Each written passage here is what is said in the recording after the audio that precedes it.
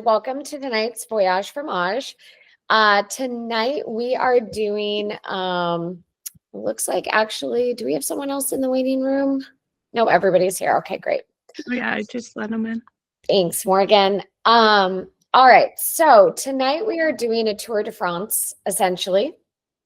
And so what we're going to do is explore the different cheese making regions of France. And we could do a 10 course, cheese tasting with all the different regions in France because there's so many nuances from region to region.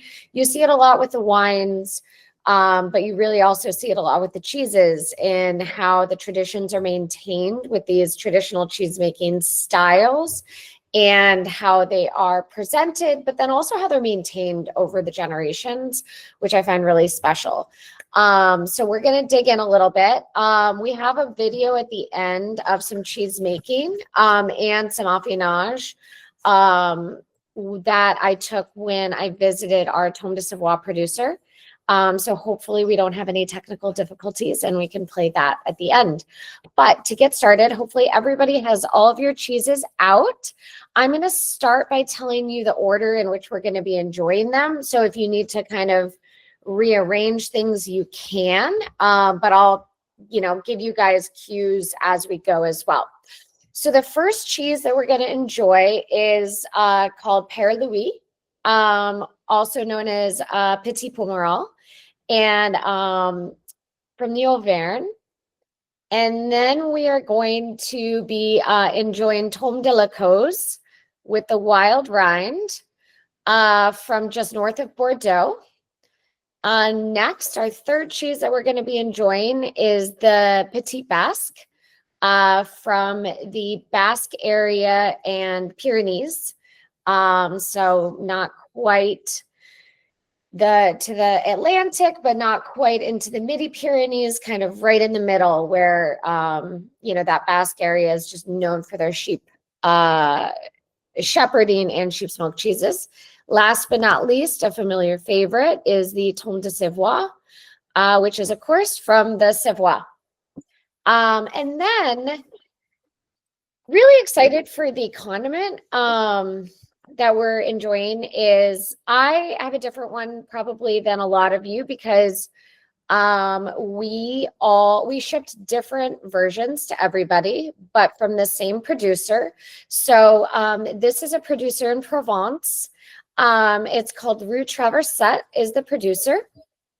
And tartine is the name that they call this sort of line of spreads, preserves is the best way. It's sort of a savory preserve.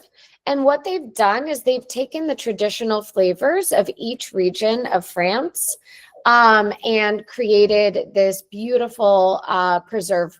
So there's one for the Basque, there's one for Provence, there's one for Corsica, and one for Brittany.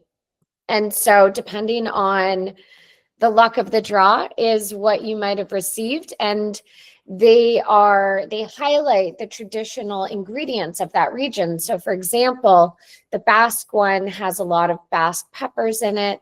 The Provence one is very tomato forward and very forward with herbes de Provence. The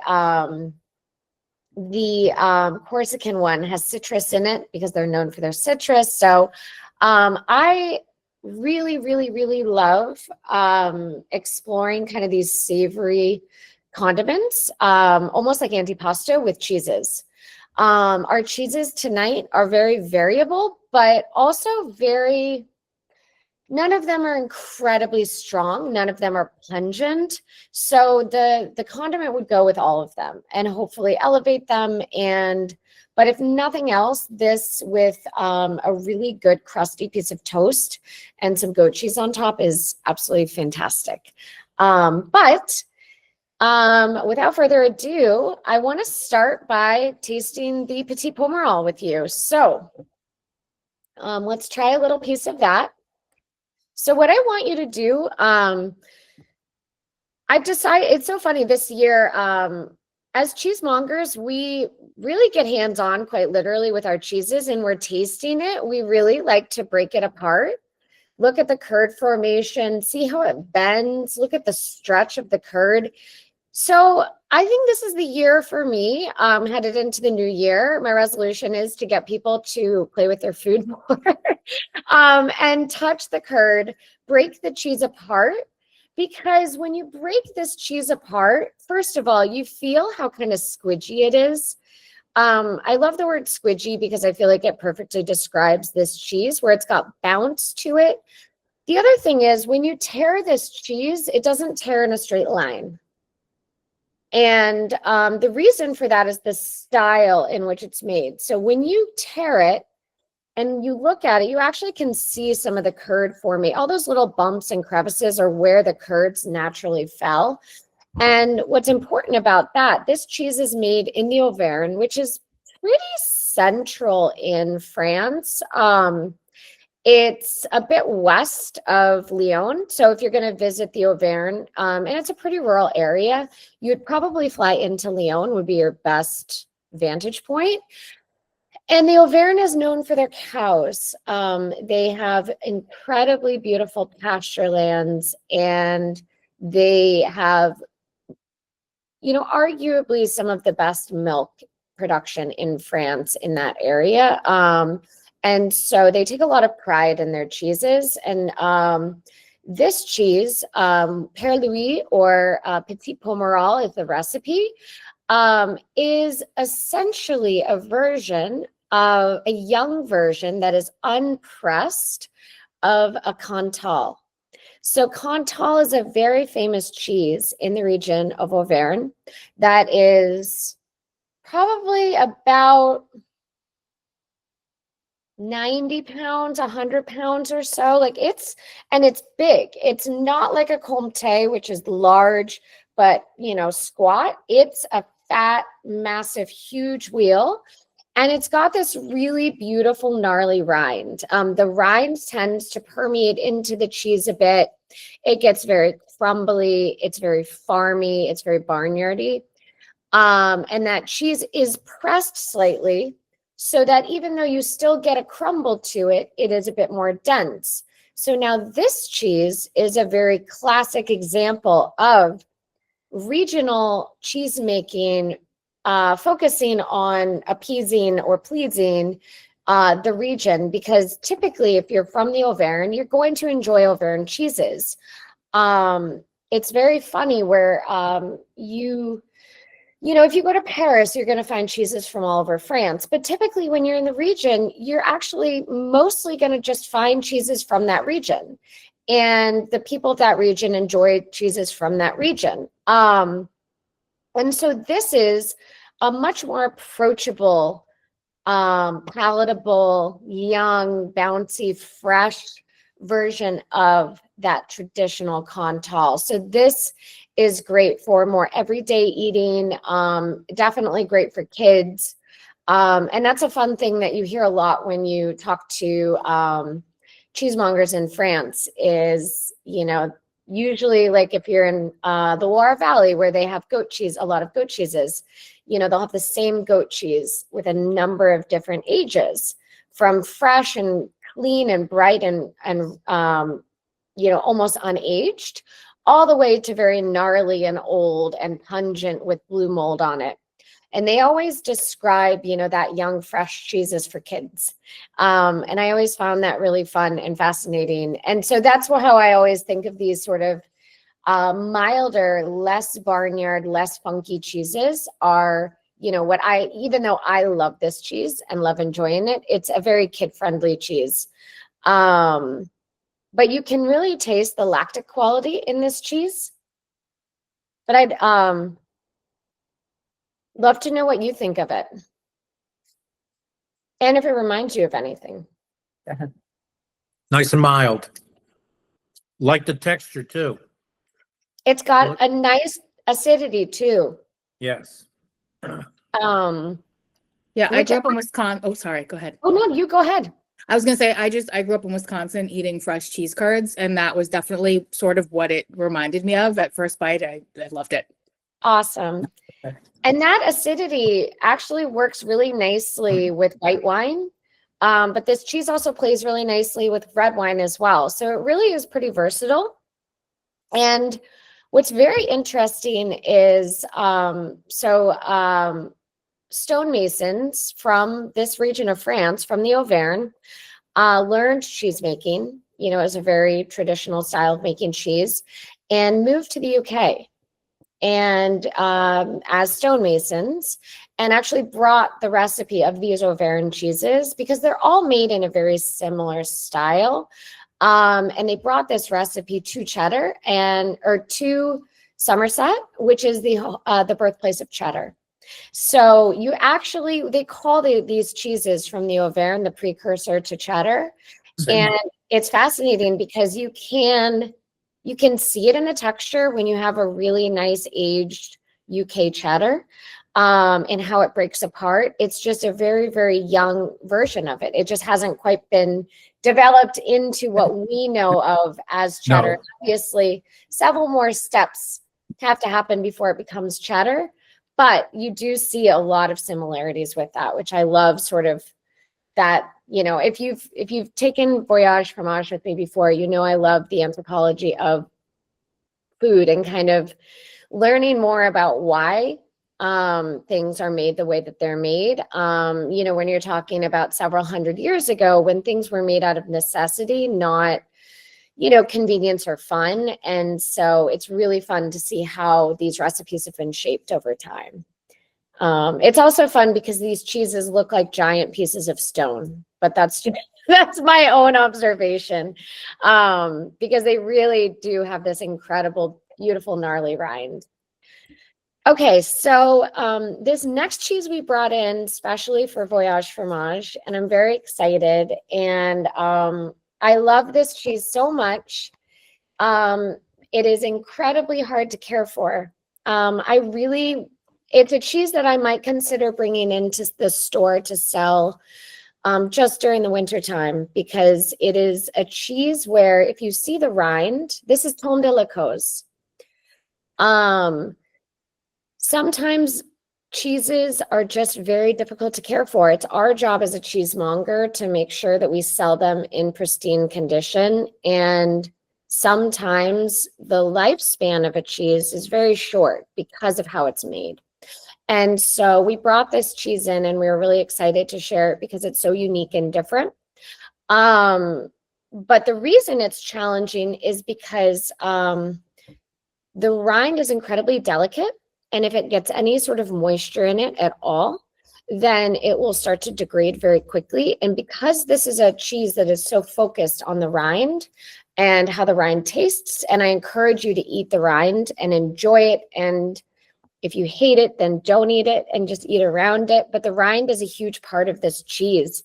And so if the rind on this cheese gets too tacky, so too sticky or anything like that, and it does travel to us by boat. So, it has about 3 to 4 weeks sitting on a boat, and which is, it is in refrigeration, but that is, as you know, not ideal temperature storage for a cheese. So we want to quickly care for it, unwrap it, put it in our caves so that it can breathe, dry out a little bit. But it's a cheese that, like I said, it really kind of teeters on perfection or not. And so we wanted to bring it in and be able to immediately ship it out so that you can enjoy it as it's supposed to be enjoyed. So this is on the Atlantic side of France. And this actually brings back memories of a cheese that I had when I first started at Formaggio Kitchen, where similar to this, the cows are eating their grasses, they're grazing in more sort of like saltwater marshes. And so you get this beautiful salinity out of this cheese. And so it's a cow's milk cheese.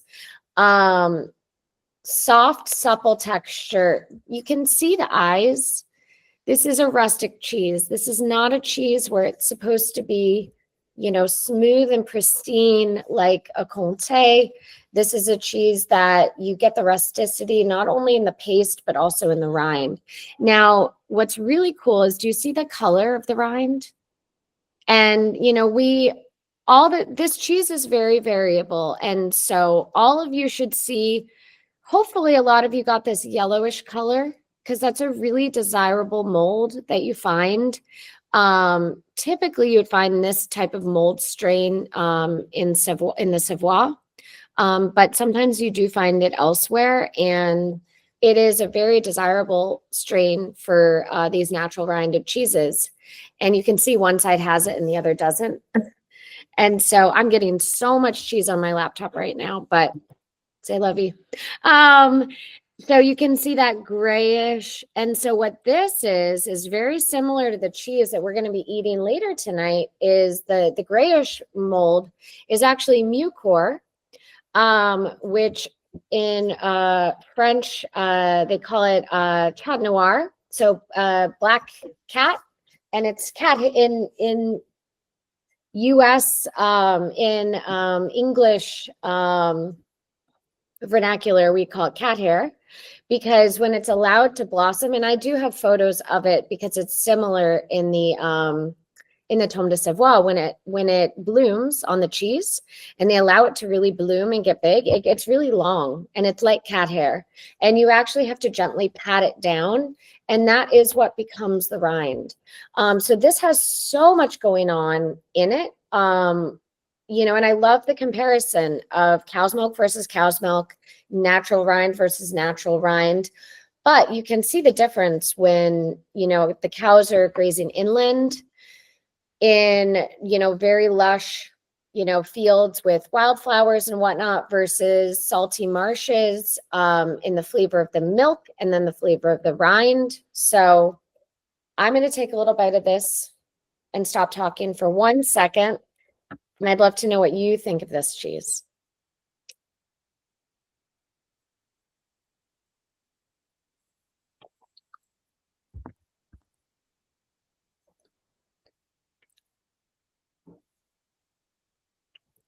Mm.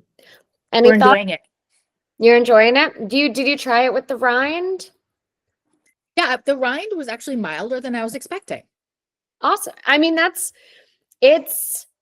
it shouldn't be, the thing with a good rind is it shouldn't overwhelm the flavor of the cheese. It should be a nice balance, but it's definitely a part of the cheese, if that makes sense. Like, I feel like you'd miss out on this cheese and it would probably be too mild if you didn't have the rind.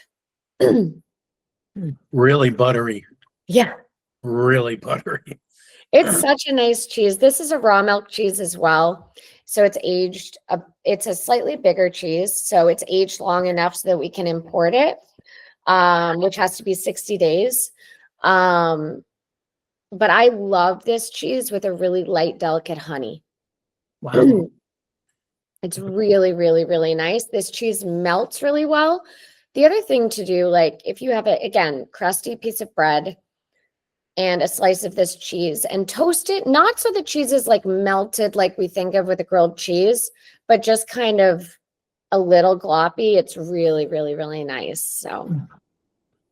So yeah, it's a very challenging thing importing cheese. And I think this cheese highlights some of the challenges, not only in importing for, but caring for, because, we do get folks that ask a lot like, oh, why don't you carry this? Why don't you carry this? And if we can't represent the cheese properly, then there's certain cheeses that we absolutely cannot import, and because we wouldn't do them any justice. If you're misrepresenting the cheese, then you're really not doing your job, I think. And yeah, that's very important to me. All right. Now we're going to one of my favorite regions in France, which is the Pyrenees and the Basque area. So now we're going to try the little Petit Basque. So these wheels of cheese are maybe a pound and a half. So very, very tiny. And this is actually a slightly newer creation of a Basque cheese. This is probably I say newer, but this particular sort of recipe became popular again in around the 90s. and the 1990s. And so that being said, they're taking a lot of traditional cheese making techniques and applying it to this cheese. So if you were in the Pyrenees, there are Basque shepherds all throughout the Pyrenees, and the Pyrenees start in the Basque area. So you have the Atlantic, and that's sort of part of the Basque area. And then as you move further inland, and the border of France and Spain, so we're talking about far, far southern France, right along the border, you start getting more and more mountainous. It first starts as hills and then gets steeper into mountains. And I can attest to this because I backpacked and didn't realize quite how mountainous it would get and how steep it would get. Because when you get to the Midi-Pyrenees, which is right dead center between the Atlantic and the Mediterranean, it is truly astonishing. The peaks are just straight up, beautiful landscape. And then you go towards the Mediterranean and it stays quite mountainous all the way to the Mediterranean. And it almost looks like the mountains are just tumbling into the ocean. And so this is the side that's closer to the Atlantic. And it's, again, this landscape when you're getting up into the mountains. And, again, even the Basque area is not even the steepest part of the Pyrenees. But when I was hiking, I had to literally scramble. So hands and knees with my backpack because it was that steep. And so it's a perfect landscape for sheep. And so these shepherds have sheep, and they're not big flocks, but they're big enough so that they can make cheese for themselves. And what this cheese is modeled after is the leftover cheeses from making your day's worth of cheese. So the leftover milk, I should say. So when you're making these cheeses, typically a Basque sheep's milk cheese is going to be about 9 pounds approximately. And so obviously, depending on the size of your flock, you're not going to end up with a perfect amount of milk left to make, every wheel to be exactly 9 pounds. And so this cheese is modeled after the traditional way of making smaller, more petite wheels that would be less aged and a little younger and consumed a little bit fresher from that sort of leftover milk from the day's make. And I always loved that because I think it is a slightly different texture. We have had many Pyrenees sheep's milk cheeses in Voyage Fromage. We've never had the Petit Basque before. And the texture is quite a bit softer. And part of that is because of the size of this cheese. This cheese typically is only aged about 60 to 90 days. Whereas typically you see your Basque Pyrenees sheep's milk cheeses, the Osso Iratis, to be aged 6 months to 9 months, sometimes even a year. And so you first of all get a quick turnover with a cheese like this. So if you're a shepherd and you have a market that you're going to, or you just want a cheese for home, these are incredibly practical. And I think that practicality for a cheese maker is value. But then flavor wise, I think it just gives you a different flavor profile than the larger, more aged cheeses.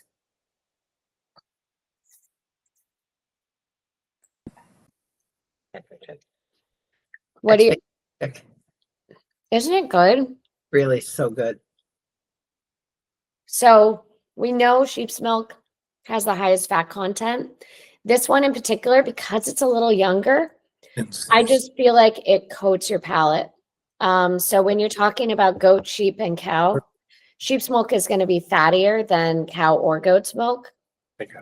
And this cheese, and I've said this before, if you're looking for something to pair with red wine, go for a sheep's milk cheese from the Pyrenees, because that fatty richness, it really kind of coats the palate and creates the perfect vehicle for almost any red wine. A lot of times red wines can compete with the tannins and the molds that you find in a lot of these sort of earthier cheeses. So for example, the Tome de la Cause that we had right before this, that slightly earthier rind, if you had an earthy tannic red wine with that, it would actually draw the tannic flavor out of the wine more, and it would accentuate that, which is not desirable for that cheese. That's why I recommend a white wine for that cheese, something like a Sauvignon Blanc. I mean, it's right near the Loire Valley. So you can, it's close enough that you can, snag some Sauvignon Blanc from the Loire and enjoy it with that cheese. But that sheep's milk, you can imagine almost any wine would just be extraordinary with it. And what I find about this particular one that's extraordinary is like how much is going on, because it's fruity, it's nutty, it's fatty, it's rich, it's sweet. Yeah, I really enjoy it. So I'm glad you like it. Great. Like it. And it's great too, because it's such a nice little, when I fly home to Oregon, oftentimes I bring whole wheels of cheese because, my big family, 4 nephews. I mean, the little guys can consume a lot of cheese. So sometimes I have to think strategically. But bringing whole wheels, that aren't massive, but little tiny wheels are really, really great. And they just hold up really nicely in travel. So, and it's great for the holidays. So I'm glad you all like it. Okay. We're going to try to get techie. Morgan, do you want to try to put that video up of the Tome de Savoie? Yeah. I guess if people could raise their hand if they see it, that would be a good when the video starts playing. So let's see. Hopefully this works. Hey. You can see it?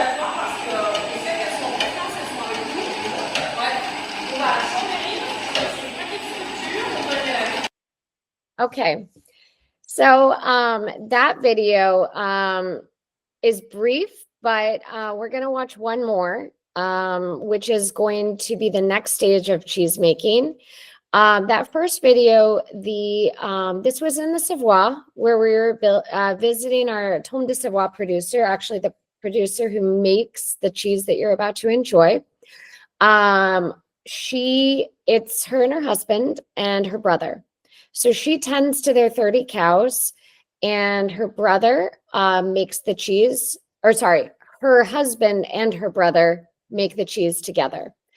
So they are the cheese makers. So in that first video, you're watching the very beginning of the cheese making process. So they've already poured the milk into the vats, and what you cannot see, which is really fascinating and what's so beautiful about the scale of cheese making, is we're on a hill.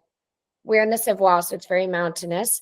And the cheese making facility is below where the milking parlor is. And that is by design and by choice. So the milking parlor is above, and there's tubing or piping that goes downhill that flows to the cheese making facility. And that allows the milk to gently be moved from the milking parlor downhill to the cheese making room. And we're talking about, 20 feet, very, very nearby. And being gentle with the milk is incredibly, incredibly important. This is a raw milk cheese, and you are working with a very fatty product. If you've ever had raw milk or cream top milk, you know how rich and fat it can be. And we know how butter is made. Milk is very delicate to aggression. If you take cream and you just shake it in a bottle, you will end up with butter. And the fat particles in the milk are doing the exact same thing when you're trucking it from one location to another. So if you're sloshing it around, you are disrupting those fat particles and changing the actual structure of the milk. And what that does is when you get it into the vat, it separates differently. So your make is not quite as consistent, because you're going to get, a different weight of, you know, the fat is going to be, you know, at one portion of the vat, and it's going to be a sort of thinner portion at the other part of the vat. And so by being very gentle and deliberate with the milk, you're not only, you know, caretaking all the hard work that the cows have put in to create it, but you are protecting the structure of the milk so that when you then separate the curd from the whey, so they have, before this video, they had added their starter culture and added their rennet. And the rennet is what separates, it's an enzymatic reaction that separates the curd from the whey. And you see the beginnings of it. So what the cheesemakers are doing is, once it separates, it doesn't separate like poof. You know, you have to manipulate it, because cheese is, when you separate the curd from the whey, the curd can remain very fluid and whole. But depending on, if you're making a very soft cheese, you're going to very gently ladle those curds, trying not to break them at all, into your form so that you have this soft, luscious cheese.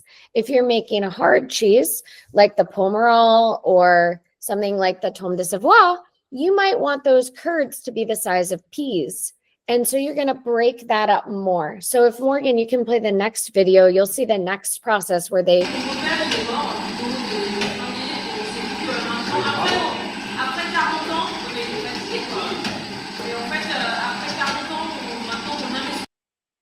So you see how he's testing the size of the curd and really waiting to get there to the right shape. And they're constantly having their arms in the vat to test the size of the curd and to make sure that it's forming properly. We were there visiting. There was a cheese shop from Paris that was also visiting at the same time as us. And that's the other folks in the video. All right. And then the next one.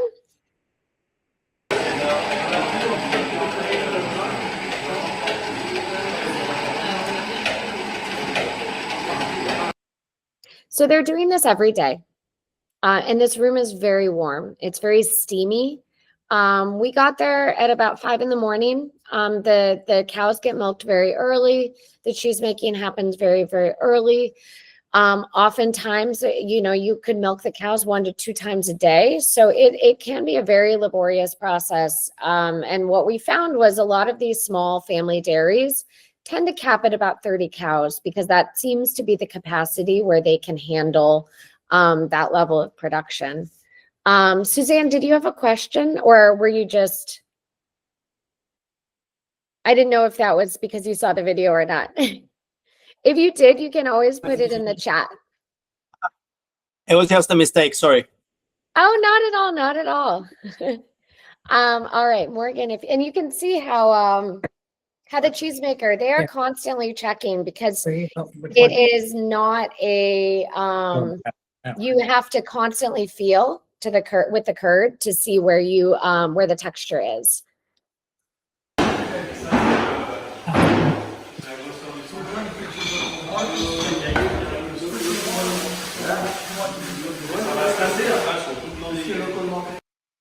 So I'm going to play that video twice. I hope that doesn't mess you up, Morgan. You see the top of the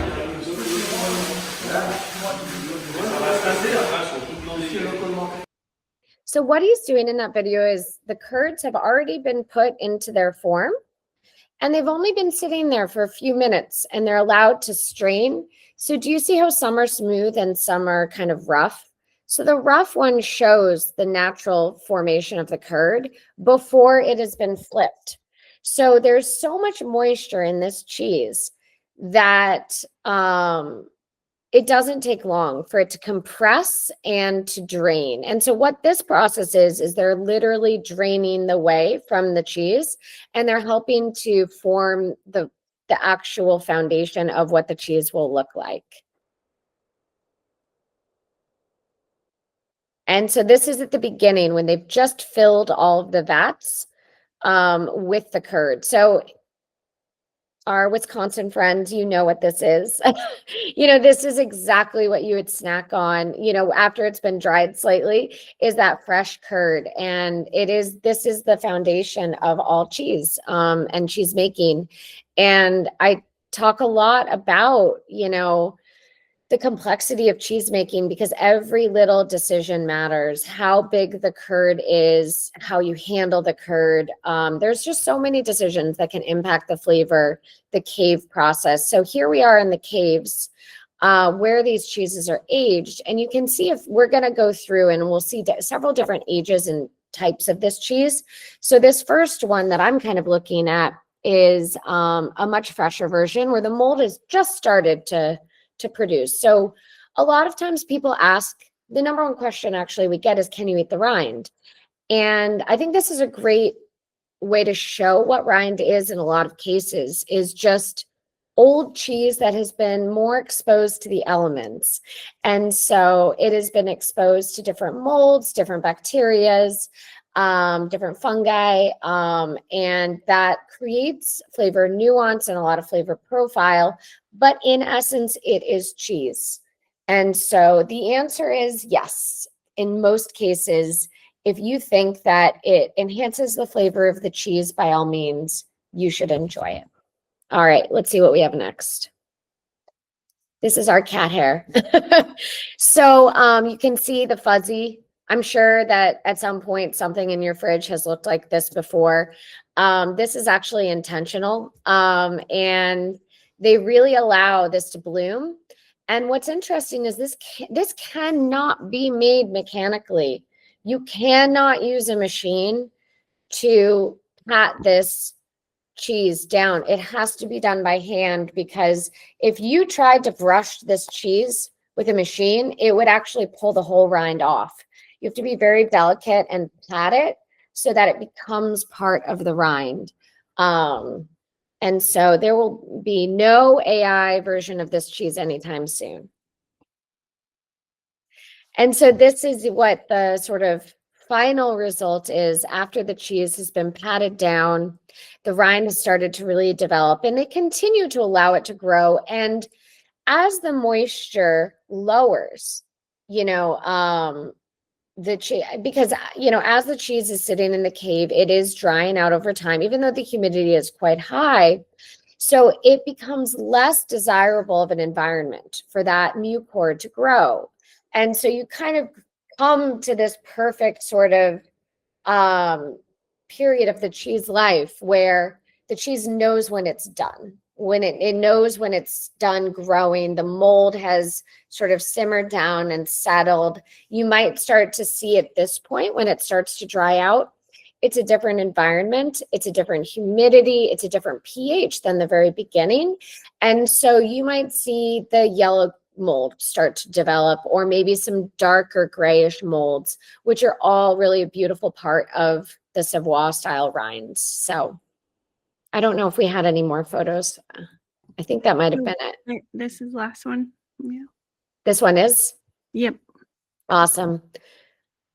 All right. So on to the cheese. So this cheese that we get is, you know, it's stamped with the Tome de Savoie. That is what the red is. So that is a stamp and not mold. But you can see the rind development, and let's taste this cheese together. Our very, very first Voyage Fromage featured this cheese, and it is near and dear to my heart because of my experience meeting them, seeing the care they put into the animals, and what they do to make this cheese, because it's every day is quite literally a grind. You know, you have to wake up at the crack of dawn to milk the cows. It's just them. They really don't have any, well, they have 3 dogs. And so the dogs help. The dogs are great at herding the cows. But it's just this beautiful passion. And for the cheesemakers, you know, some people may think like, gosh, doing the same thing over and over every day.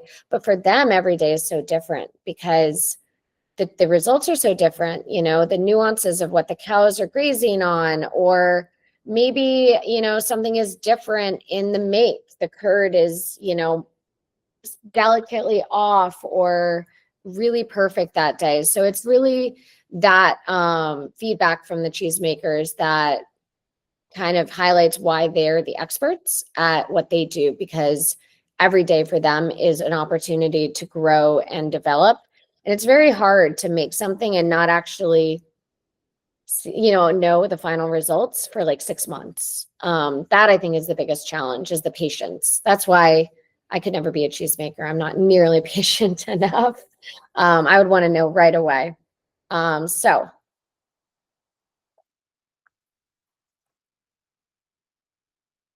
you see the difference between this rind and the Tome de la Cause? Like, this one's a little earthier, maybe a touch less bitter. But the interior of the cheese is different too. You don't have that sort of milky, salty salinity, whereas the Tome de Savoie is a little aged, a little bit nuttier. Tome de Savoie, if you are actually in France, you can get quite young. They will sell this cheese at, I think, gosh, I don't know if it'll go as young as 45 days, but definitely 60 days. And it's a lot younger and brighter and fresher tasting. And and then you can get the old version as well. Because of how we import by boat, we tend to end up with the older version because it can travel much better. But you eat, when we tasted it with them, we had a much younger version because we were eating cheese and drinking wine at, I think at that time, by the time we were done making, it was like 7:38 in the morning.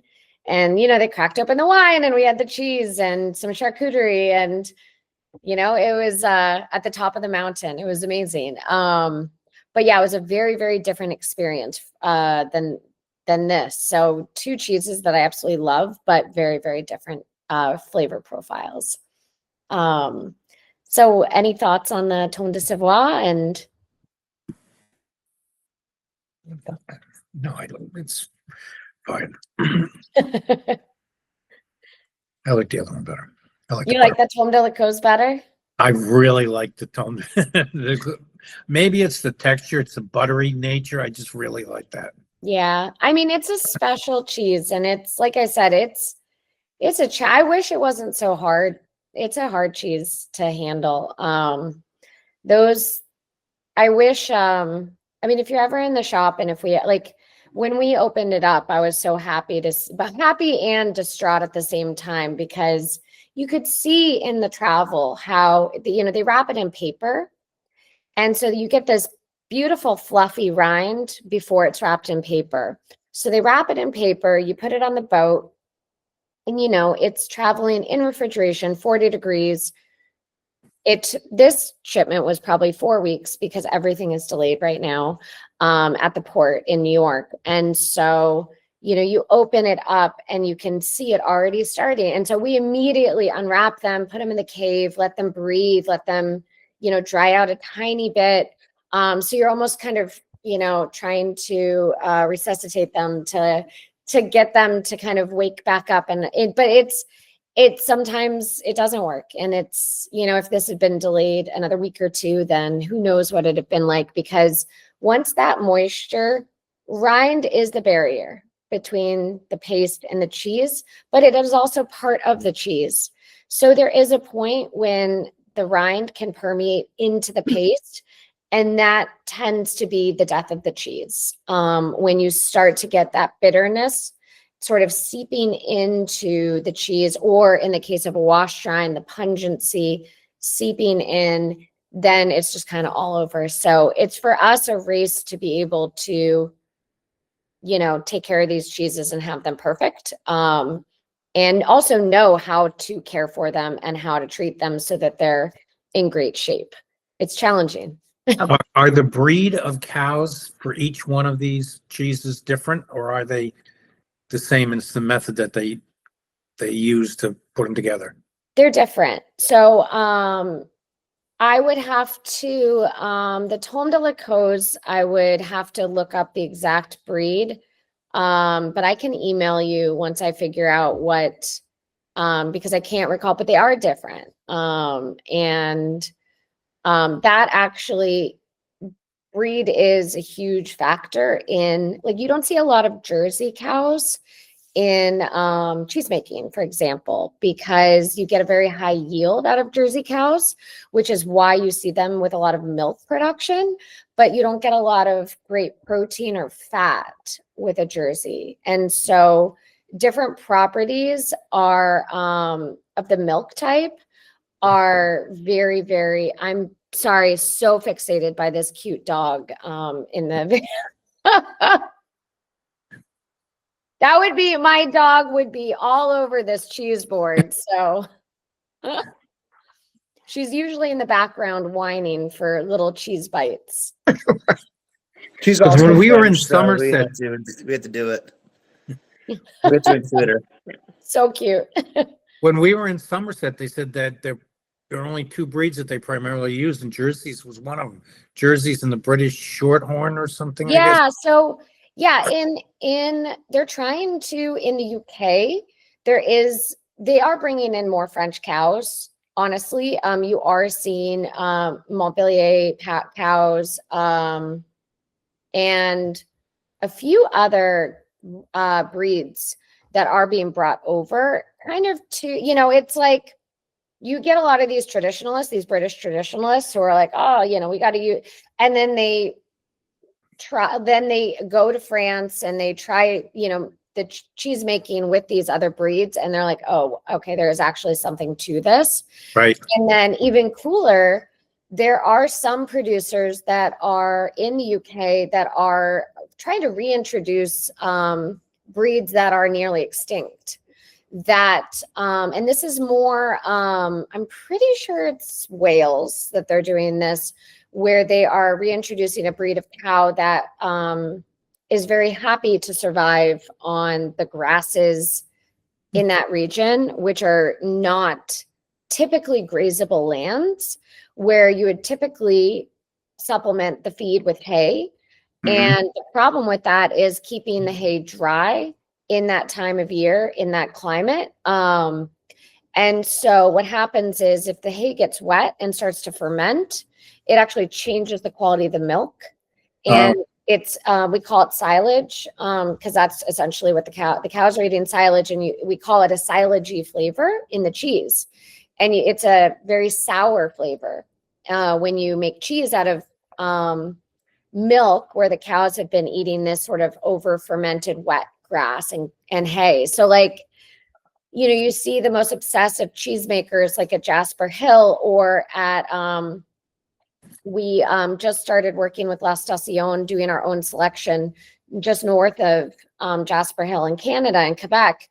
And their facility for how they dry their hay, they grow their own hay and then they dry it themselves, is incredible, because they want to maintain all of the nutrients of the hay and the flavor of the hay, because it eventually goes into the milk, but also they really don't want it to turn into silage. So sorry, I took a hard left there from, that's generally what happens though.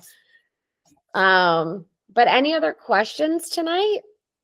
I mean, like I said, we really just scratched the surface of the regions. And next month, we're really excited. Next month, we're going to feature, and it's usually, January is usually our biggest enrollment because of the holidays and whatnot. So we're going to do sort of how to build a cheese board. So essentially, it's not going to be as much on a region or sciencey or quite as dorky, but don't worry, we'll get dorky again. But it's just going to be able to feature a really, really diverse array of really unique cheeses with different stories, textures, flavors, and how to kind of craft that perfect cheese board. So it'll be a lot of fun. But Great. thank you so much for joining. Anybody have any other questions? I'm happy to answer. You can always email me. I always give it out freely. Any cheese questions, any food questions, my email is just julia@formaggiokitchen.com. So if you buy a piece of cheese somewhere, it doesn't have to be from us, and you're like, this seems weird, what do I do? Like, feel free to send me a message. It's always fun to help guide people and kind of go down the rabbit hole of amazing artisan foods with you. So thank you so much for joining, Yeah. and look forward to seeing you next month.